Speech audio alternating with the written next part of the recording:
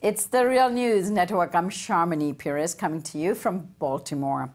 At a press conference with NATO's Secretary General Jens Stoltenberg at the White House, President Trump threatened Kim Jong-un with the same fate as Muammar Gaddafi of Libya if the North Korean leader fails to make a deal about his nuclear weapons program.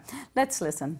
But the Libyan model was a much different model. We decimated that country. We never said to Gaddafi, oh, we're going to give you protection. We're going to give you military strength. We're going to give you all of these things.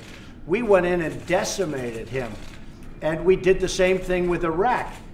Now, that model would take place if we don't make a deal, most likely. But if we make a deal, I think Kim Jong-un is going to be very, very happy.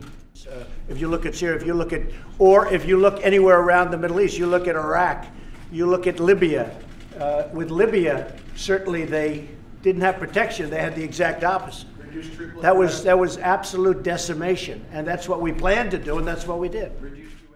Now, these comments were in reply to a journalist in the room asking about the comments that John Bolton had made a few days earlier about the fate of the North Korean leader and North Korea itself on Face the Nation. Let's have a look. I think that's right. I think we're looking at the Libya model of 2003, 2004. We're also looking at what North Korea itself has committed to previously. In the case of Libya, for example, and it's a different situation in some respects, those negotiations were carried out in private. They were not known publicly. But one thing that Libya did that led us to overcome our skepticism was that they allowed American and British observers into all their nuclear-related sites. So it wasn't a question of relying on international mechanisms. We saw them in ways we had never seen before. On to talk about all of this with me is Larry Wilkerson. Larry is the former Chief of Staff to Secretary of State Colin Powell and now a distinguished professor at the College of William and Mary in Virginia. Thanks for joining us, Larry. Good to be with you, Sharmini. All right, Larry, let's take this chunk at a time. First, what do you make of the comments that President Donald Trump made about Libya? I think what we're seeing here from Trump, from Bolton, from even Pompeo, what little remarks he's made to this point, I was reading some of them just a moment ago, what we're seeing, and Brian Hook for that matter, the policy planning guy, what we're seeing is, I won't say total confusion or utter confusion, but we are seeing enormous confusion. And I think this is because we did all this without any plan, any strategy, any way of moving from point A to point B to point C in a rational, reasonable way. And now we're trying to play catch up. It sounds to me as if my prediction that this group of rank amateurs, and in that I include Pompeo and Bolton, is going to make a mess of this. And I want to call everyone's attention to the principal player in all of this, whose probably political fate rests on what this team of amateurs pulls off or doesn't pull off. And that's the president of South Korea, our treaty ally on the peninsula. Moon Jae-in's entire political life rests on the success or failure of these negotiations. We've made it that way on purpose, apparently. I'm not sure that Trump even cares or knew that he was doing it, but we've made it that way.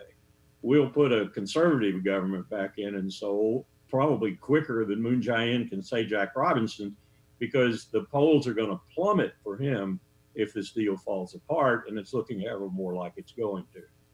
All right, now Moon Jae-in is on his way to Washington next week, and one of the issues that the North Koreans are complaining about, John Bolton, and his, he says, unilateral declarations on what North Korea should and should not be doing seems to be bothering the North Koreans. And then two, Larry, the military exercises that are underway in the region with South Korea is also a point of contestation here when it comes to the talks that are going on with the North Koreans. Now, if you could comment on each of them, that would be very good. I don't know why John Bolton is being so impolitic. I could surmise several possibilities, one of which is probably true. One is he doesn't want this to succeed, and so he's doing everything he can without seeming too apparent to Trump to keep it from happening, to keep any success from happening. Or two, he's just so inexpert at this level of diplomacy, and John really has never been at this level of diplomacy. John's negotiated Article 98 agreements with bilateral treaties with countries around the world and such mundane things. But he's never been at this level, not really. So I don't know whether this is just his unwitting, impolitic remarks that are compromising things. His remarks about Libya, for example, were just horrible. I mean, let's just face it, what we did in Libya was despicable, and I'm sure Kim Jong-un would not like to find that fate. I'd back out if I were he, just based on what John Bolton has said about Libya so far, the Libya model and so forth. But I just don't know whether he's trying to screw the deal up or whether he's just so inexpert he's doing it. As for the exercises, I find that to be inexplicable, that we would go into this kind of exquisite diplomacy, this kind of extraordinary diplomacy, and everyone hoping in South Korea, in the United States, in the world, indeed, that this will succeed, that we would go into this with this kind of amateurism, and amateurism that might even bespeak the military commander on the peninsula not even knowing what was going on, in the sense that he went ahead with these exercises rather than cutting them off. Or at the top, Donald Trump, John Bolton, Jim Mattis, even Mike Pompeo, thinking that this would not be provocative. Do they want to kill the deal before they even get started? Do they realize they don't have the skill, the talent, the diplomatic knowledge to carry this out, and so they want to screw it up?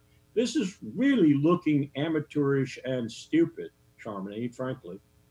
All right, Larry, now, if left to the administration, they would say that they need this kind of a threat over North Korea's head before and while the negotiations are going on, so that it is, or it appears real, these threats.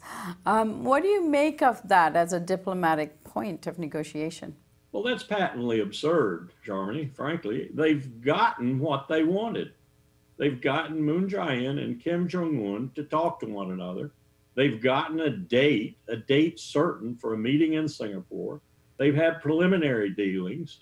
You don't compromise the negotiations that are inevitably going to be difficult before you even get to the negotiations, unless, as I said, you are a rank amateur and you're playing this all for your base audience in the United States and have absolutely no interest in real negotiations, or you are in some sort of profane way trying to screw the deal yourself before you even get started. And I would attribute that motivation to a John Bolton before I would to a Donald Trump, who frankly is nothing but a reality TV star, even as he tries to conduct negotiations. So, and then you've got it all compounded, Charmony, by what's going on with the Mueller investigation, which is, about 6 months out of Watergate time right now.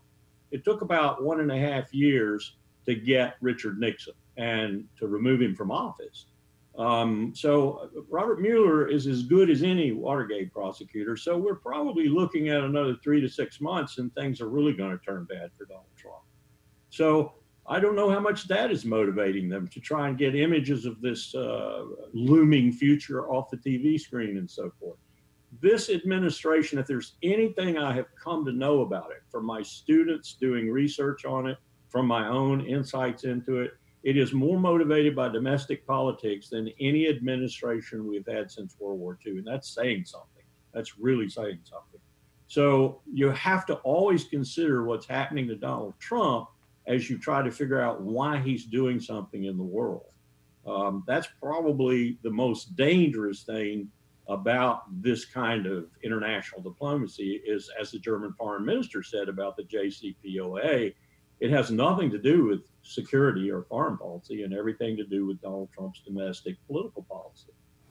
Larry, this reminds me of the last time you were actually on The Real News about the North Korean agreement. And you said that we had been here before in terms of an agreement with North Korea. Well, both sides screwed it up. In my estimation, the United States had the largest responsibility for screwing it up. We did not deliver the heavy fuel oil in the quantities and on times that we specified we would. And even more importantly, we only broke ground for and began the foundation of one of the light water reactors. We promised two. And that was way behind schedule. And the Korean Energy Development Organization, the group that was supposed to oversee all of this, let us know in no uncertain terms periodically that we were not living up to our agreed obligations under the framework. I said later that one of the problems President Obama would have with the JCPOA, and I suspect it was a problem in the secret talks at least, was that we had been so terrible a partner, an international partner in the agreed framework with North Korea, and the Iranians knew it. And now look at what we've done with the JCPOA. I dare say American presidents will have a really hard time securing any kind of agreement with anyone in the world from now on.